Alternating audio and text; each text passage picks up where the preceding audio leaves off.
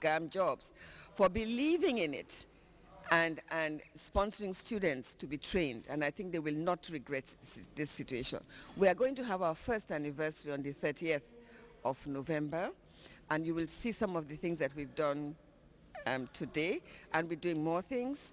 So we want to encourage people to come and support us. Give us your support. We need to be supported. I think it's great to say that this theater was created by Gambians for Gambians, and really we need the encouragement and the support. Okay, so finally, what do you have to say to the people watching? Believe in us. Believe in us. We'll do great things internationally as well as nationally. Believe in us and support us. Thank you very much. Thank you very much, Auntie Janet. It was a pleasure having you on the Breakfast Show. Thank you very much.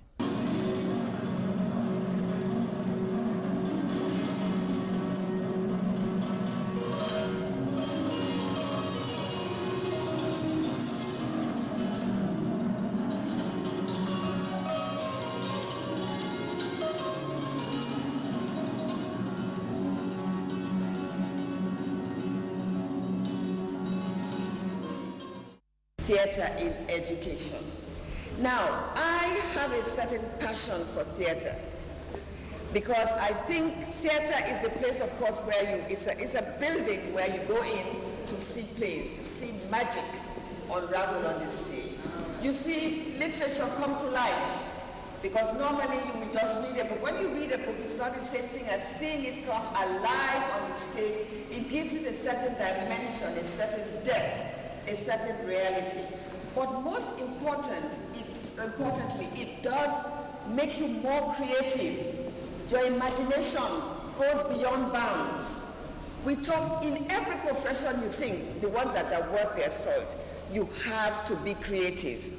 And sometimes creativity has to be taught or encouraged or nurtured. That's the main thing. You nurture creativity.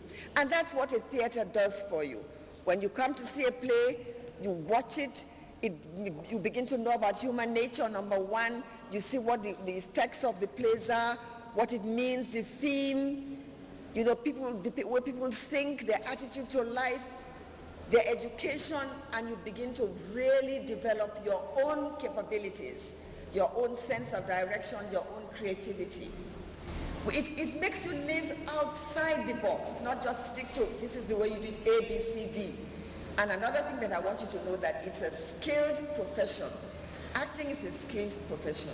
And we have here 12 GAM job students who are being trained to become professionals in the field of theater, in the performing arts, in the field of performing arts. Now this theater, I am very proud of it because it was built by Gambians for Gambians. The bricks, all this was done by Gambians. We had a bricklayer from Katon who came with his crew. They lived here and they built this thing. So we are very proud of it. But now the challenge is, are we going to use it?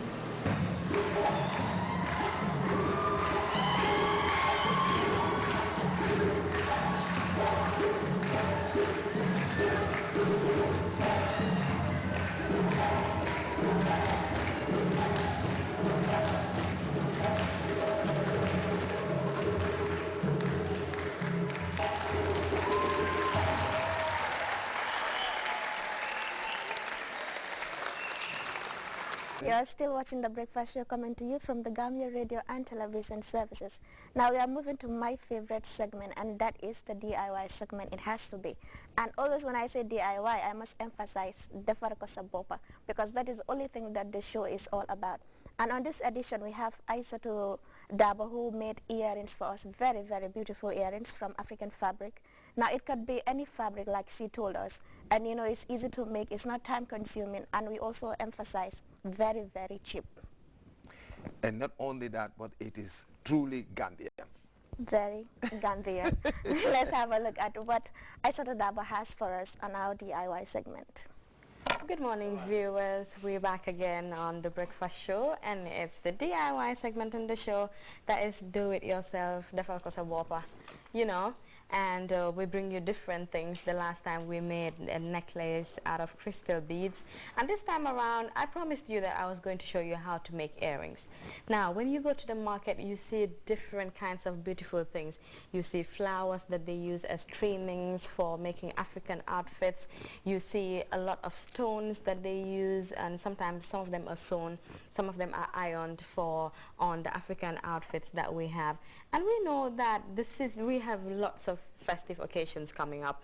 We have Sangmari just passed, we have Christmas coming up, we have the New Year very close, and I'm sure expenses get a little high here and there, and I'm sure a lot of people will appreciate knowing how to do things on their own, and that means cutting down on cost.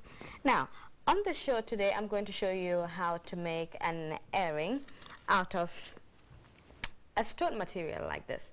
Now this you can get from Sarakunda market is $75 or less a meter. So half of it will cost you, let's say, 35 or 37.50 or so, depending on where you buy it. You could get it cheaper from other stores, I'm sure. And as usual on the show, first of all, I show you the materials that you will need to do the things that we're going to show you how to do on the show. First of all, as I always say, my favorite item on the show, that is a pair of scissors. You can get a big one or you can get a small one, depends on what is available to you. And apart from the scissors, you'll need a material like this. If you don't have something like this, as I said, it's all about doing it yourself. You can get something different. Use what you have. You don't have to always buy things all the time. So if you can't get something like this, if you have something that's similar, you can use it. It's all about using an idea and then using what you have and bringing it into, trying to incorporate it into what you already have at home. So apart from that, you'll need metals like this. This is what one would normally use to make earrings. If you can notice, it's not just any straight one, but it's got a large tip, and that is what is used to stop the bead from falling off. So this is what you'll need. Apart from that, most obvious, if you're making an earring, you need a hook. Now I've got a silver hook and I've also got a gold hook. As I'll say, it depends on the color that you're using, but because we're using blue and you can see little bits of silver on the blue, I'll advise you to use a silver one because it's the one that complements the color blue.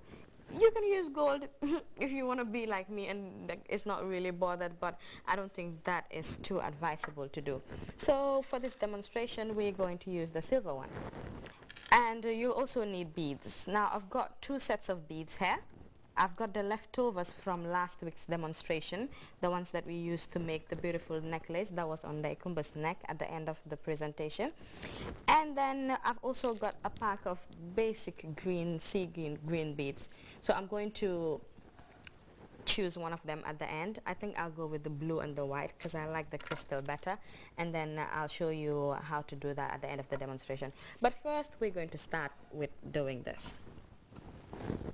If you have a whole piece like this, what you need to do first is determine the pattern in which you want your earring to be.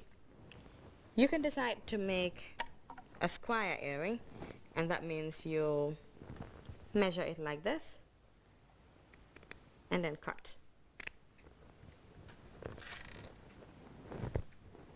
The earring can be like that. You cut it in the middle, fold it again like that, and then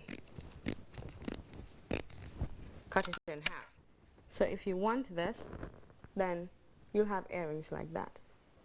If you don't want the earring to look like that and you want it a bit smaller or slimmer, what you're going to do again is fold it in half and then cut.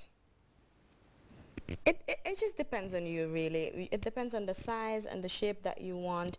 If you want, you can do the one that looks like a heart, or you can do different shapes. If you want it smaller, then that's how the earring is going to look like. If you want to do one that looks like a star, then you have to cut it in the shape of a star. Let's try and do that.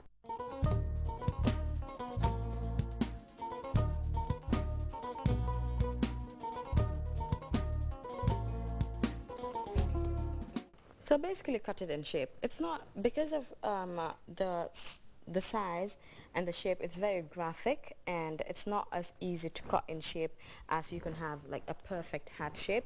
But not too sure if it really looks like one, but you could do an earring that looks like that. But what I'm going to do